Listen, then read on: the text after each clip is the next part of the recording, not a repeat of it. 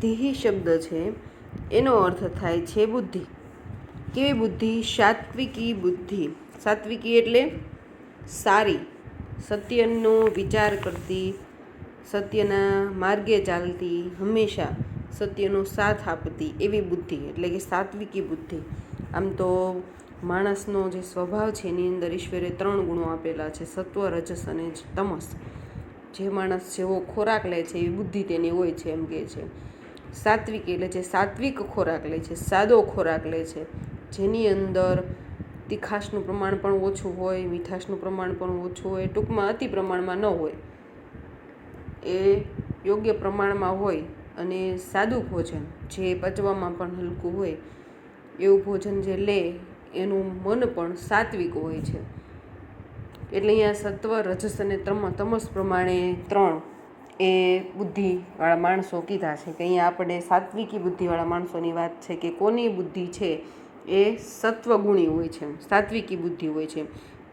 તો આપણે અનુવાદ છે અહીંયા જોઈએ 7મા શ્લોકનું કે પ્રવૃત્તિમ ચ નિવૃત્તિમ ચ કાર્ય અકાર્યે ભયાભયે ભય અભય, એવી રીતના અહીંયા સંધિ છૂટી પાડવાની છે. કાર્ય અકાર્યે ભય અભય બંધમ મોક્ષમ ચ યા વેત્તિ બુદ્ધિ સા પાર્થ સાત્વિકી.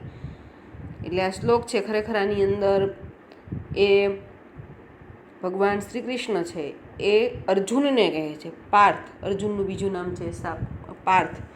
પાર્થ એટલે અર્જુન, કે હે અર્જુન, સાત્વિકી બુદ્ધિ કોને કહેવાય છે એ વિશે સમજાવે છે અહીંયા.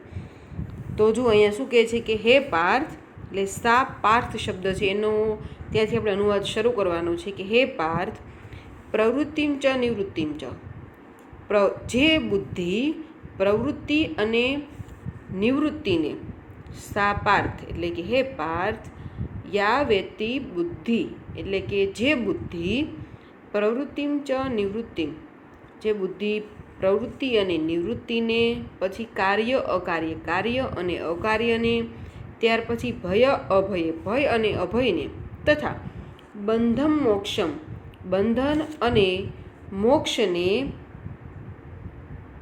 જાણે છે, યથાર્થપણે જાણે છે, તે બુદ્ધિ સાત્વિકી, એટલે તે બુદ્ધિ સત્વગુણના સ્વભાવવાળી છે. કે જે બુદ્ધિ જે છે સારું કાર્ય અને ખરાબ કાર્ય, પછી કયા કાર્યમાં પ્રવૃત્તિ કરવી જોઈએ અને કયા કાર્યથી નિવૃત્તિ લેવી જોઈએ, શેનાથી ભય પામવું જોઈએ અને શેનાથી અભય પામવું જોઈએ, એટલે શેનાથી ડરવું જોઈએ, શેનાથી ડરવું ન જોઈએ. અને આજે 5 આપણી ઇન્દ્રિયો છે એમાં પણ કઈ રીતને આપણે એના બંધનમાં આવવું, કઈ રીતના એના બંધનથી છૂટવું, ઈશ્વરને પ્રાપ્ત કરવા માટે થઈને કેવા પ્રકારની ભક્તિ કરવી, આ બધા જ ટૂંકમાં ગુણો છે. ઈશ્વરને પ્રાપ્ત કરવા માટે થઈને શું શું કરવું જોઈએ, માણસ છે એને મદદરૂપ થવા માટે શું કરવું છે, આ બધા જે ગુણો છે એ બધા શેમાં છે? સત્વગુણના સ્વભાવવાળી વ્યક્તિ છે એમાં છે. એટલે તે બુદ્ધિ, એટલે જેની અંદર આ બધા ગુણો છે તે બુદ્ધિ સત્વગુણના સ્વભાવવાળી છે, એટલે કે સાત્વિકી બુદ્ધિ છે. એવો અનુવાદ છે આ 7મા શ્લોકનો થાય છે. ફરી એકવાર જોઈ લઈએ કે હે પાર્થ, જે બુદ્ધિ પ્રવૃત્તિ અને નિવૃત્તિને, કાર્ય અને અકાર્યને, ભય અને અભયને તથા બંધન અને મુક્તિને જાણે છે, તે બુદ્ધિ સત્વગુણના સ્વભાવવાળી છે, એટલે કે સાત્વિકી બુદ્ધિ છે. કૌંસમાં લખવાનું.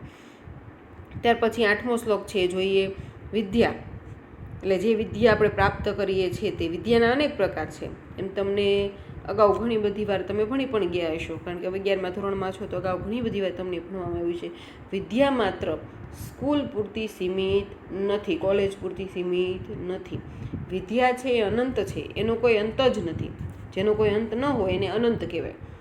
એ જ્યારે તમે બાળક હોય, શિશુ અવસ્થામાં હોય ત્યારથી કે વૃદ્ધાવસ્થા સુધી વિદ્યા છે ચાલે છે. વિદ્યા એટલે માત્ર લખવું વાંચવું એવું નહીં. વિદ્યા છે એનો અર્થ છે અસીમિત છે. હમણાં તમને વાત કરી તેમ તો આપણે વિદ્યા જોઈએ અનેક સંશય ઉચ્છેદી, અનેક સંશય ઉચ્છેદી એટલે કે અનેક સંશયોને દૂર કરનાર. તમારા મનની અંદર ઘણા બધા એવા પ્રશ્નો હોય, પરંતુ ધીમે ધીમે તમે અભ્યાસ કરતા જાઓ, ધીમે ધીમે મોટા થતા જાઓ, વડીલો પાસેથી, ભાઈબંધ દોસ્તાર પાસેથી, સમાજ પાસેથી, પાડોશી પાસેથી ઘણું બધું તમને જ્ઞાન છે મળતું જાય. અને તમારા જે મનની અંદર ઘણા બધા અમુક વિદ્યાર્થીઓ હોય કે જેને ઘણા બધા પ્રશ્નો ઉદ્ભવતા હોય, એના પ્રશ્નોનો ધીમે ધીમે ધીમે છે ઉકેલ આવતો જાય છે. બધા બાળકો સરખા હોતા નથી, ઘણા બધાને અનેક પ્રશ્નો થાય, અમુકને અમુક જ પ્રશ્નો થાય. એટલે વિદ્યા જે છે અનેક સંશયોને દૂર કરે છે. પરોક્ષાર્થસ્ય દર્શકમ, એટલે કે પરોક્ષાર્થસ્યનો અર્થ થાય છે અપ્રસ્તુત વસ્તુનું, આંખોથી ઓઝલ રહેતી બાબતનું, એટલે કે અપ્રસ્તુત અર્થનું, એટલે કે જે પરોક્ષ વિષય છે, જે ખરેખર તમારી સામે નથી, માત્ર તમારી તેનું જાણકારી છે તમારી પાસે, પણ તે વસ્તુ તમારી સાથે સામે નથી, એનું પણ જ્ઞાન અપાવે છે. ત્યાર પછી કે છે સર્વસ્ય લોચનમ શાસ્ત્રમ, દર્શન કરાવનાર શાસ્ત્ર સૌનું નેત્ર છે. શાસ્ત્ર શું છે? સૌનું નેત્ર, એટલે કે આંખો છે. શાસ્ત્રને આંખો સાથે સરખાવી છે. શા માટે શાસ્ત્ર છે આંખો છે? કારણ કે વિદ્યા છે, શાસ્ત્ર છે, એના દ્વારા વ્યક્તિ છે સારા નરસાનો ભેદ પારખી શકે છે. વિદ્યા એને જ કહેવાય જે યોગ્ય સમય ઉપયોગમાં આવે તે વિદ્યા. માણસ ઘણી વખત એમ કહેવામાં આવે કે આ ભાઈ છે બહુ ભણ્યા છે પણ ગણતર કાંઈ એનામાં છે નહીં, એટલે ભણતર પ્રમાણે ગણતર પર હોવું જોઈએ. ભણેલા ઘણું બધું હોય, ઊંચી નોકરી કરતા હોય, પરંતુ એના મમ્મી પપ્પાને વૃદ્ધાશ્રમમાં મૂકી આવે, હેરાન કરતા હોય, આડોશી પાડોશીને હેરાન કરતા હોય, એના ઘરે કામકાજવાળા આવે એને હેરાન પરેશાન કરતા હોય, તો ખરેખર ભણતર એ શીખવતું નથી. એટલે અહીંયા શું કહે છે કે શાસ્ત્ર છે સૌનું નેત્ર છે, આંખ છે. ત્યાર પછી કહે છે યસ્ય ન અસ્તિ અંધ એવ સહ, જેની પાસે તે નથી તે આંધળો જ છે. જેની પાસે શાસ્ત્રનું જ્ઞાન નથી, સીમિત અર્થ નથી લેવાનો. હમણાં મેં તમને વાત કરી એમ કે શાસ્ત્ર હોય કે વિદ્યા હોય એનો અર્થ આપણે સીમિત કરવાનો નથી. કારણ કે વિદ્યા છે એ ગમે ત્યારે ગમે તે વ્યક્તિ પાસેથી મળી શકે છે. જો 12મા ધોરણની અંદર એક અવધૂતનું તમારે કાવ્ય આવે છે, તો એની અંદર જુઓ કે એ અવધૂત જે છે ગુરુ દત્તાત્રેયને અવધૂત કહ્યા છે. અવધૂતનો અર્થ થાય છે જેની પાસે પૂર્ણ જ્ઞાન છે, છતાં પણ એ પોતાના જ્ઞાનની અંદર વધારો કરવા માટે જાણે કે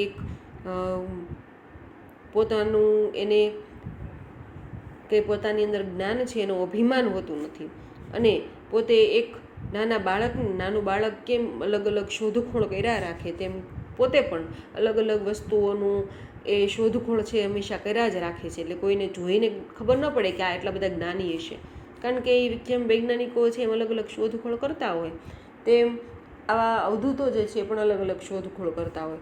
એટલે આ અવધૂત છે એ છે ગુરુ દત્તાત્રેય, અને એમના 24 ગુરુઓ હતા એમ કહે છે. કેટલા ગુરુઓ હતા? 24. હવે તમે નામ સાંભળશો ને તોય તમને એમ થશે કે આવા ગુરુ. તો એની અંદર છે એક તો પાણી એનો ગુરુ છે, કારણ કે પાણી છે એ પરોપકાર શીખવે છે. ત્યાર પછી સમુદ્ર એનો ગુરુ છે, વિશાળ હૃદયનો ગુણ છે એ સમુદ્ર શીખવે છે.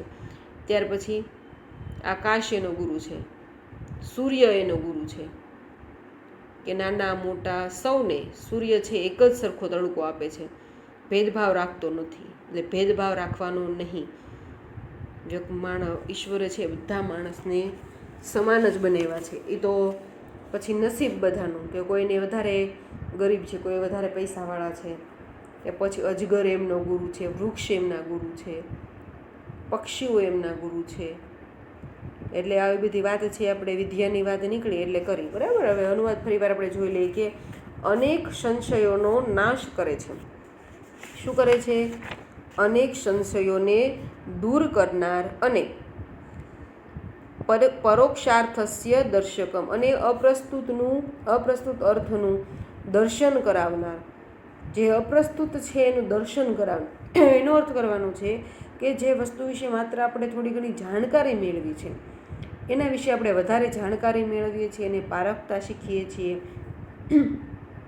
માનો કે તમને એમ કે આ 5 મહાભૂતો છે એમાંથી આપણું શરીર બનેલું છે, એવી જાણકારી તમને મળેલી હોય, પરંતુ વાસ્તવિક સ્વરૂપે તમે વિજ્ઞાન વિશે ભણો અથવા તમારા વડીલો હોય તો એની પાસે તમે જ્ઞાન મેળવો કે કઈ રીતના આ બધું થાય છે, શું છે, બધી જાણકારી મેળવો તો એ શું છે, અપ્રસ્તુત અર્થનું દર્શન કરાવનાર. ત્યાર પછી કે છે સર્વસ્ય લોચનમ શાસ્ત્રમ, શાસ્ત્ર સૌનું નેત્ર છે. યસ્ય ન અસ્તિ અંધ એવ સહ, જેની પાસે તે નથી તે આંધળો છે, જેની પાસે આ વિદ્યાઓ નથી તે ખરેખર આંધળો જ છે. હવે આ રીતના આપણે આ લેક્ચર છે એ પૂર્ણ કરીએ છીએ અને આવતા લેક્ચરની અંદર મળશું. તે 9મો અને 10મો શ્લોક છે એનો અભ્યાસ કરીશું. ત્યાં સુધી તમને જે 9 શ્લોક ભણાવ્યા છે 9 શ્લોકનો વ્યવસ્થિત ગુજરાતીનો અનુવાદ, એની અંદર જે આવતા પ્રશ્નો હોય તે, અને ખાસ આ 4થું પ્રકરણ છે એમાં તો અર્થ વિસ્તાર ખૂબ જ પૂછાય છે એટલે એ પણ સમજીને યાદ રાખવાના છે.